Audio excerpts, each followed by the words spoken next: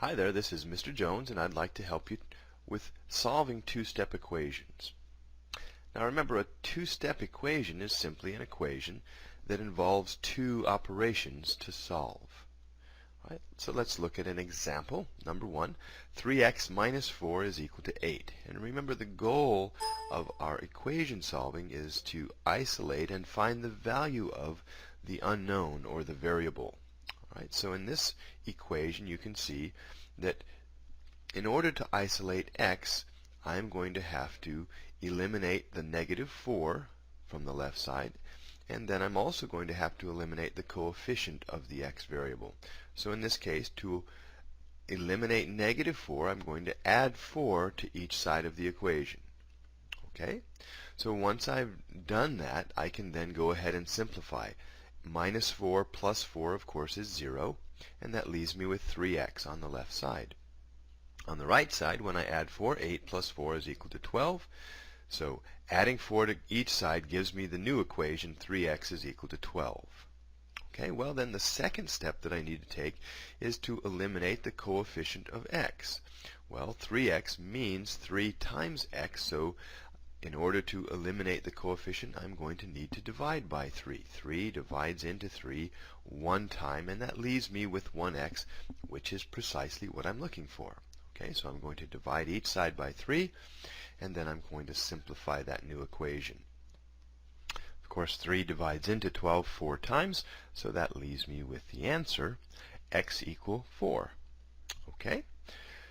Well, here's another example for you then. X over 3 minus 5 is equal to 13. Okay, why don't you go ahead and take the steps that you need to solve that equation and isolate the value of the variable. And when you're ready, or if you need help, hit continue.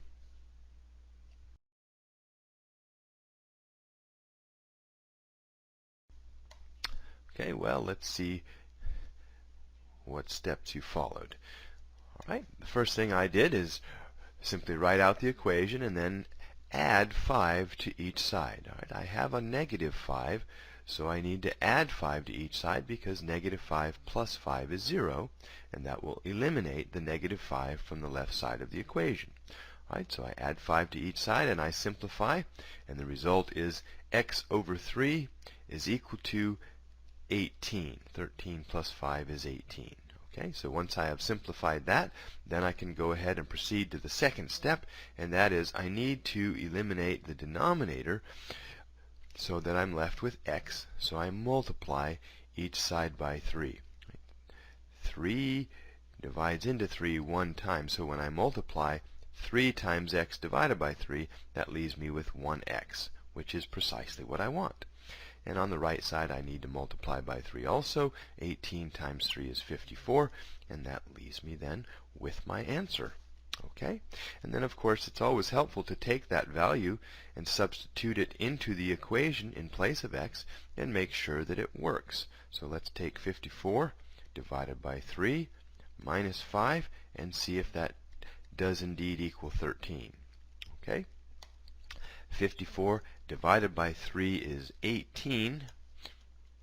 18 minus 5 equals 13, and that is indeed true. 18 minus 5 is 13, so 13 is equal to 13, and that shows me that my answer is correct. The equation checks. All right? Well, if you follow those simple steps, those two steps, then I think you should be well on your way to understanding these types of problems. And if you work carefully and watch your math, watch your signs, you'll do well.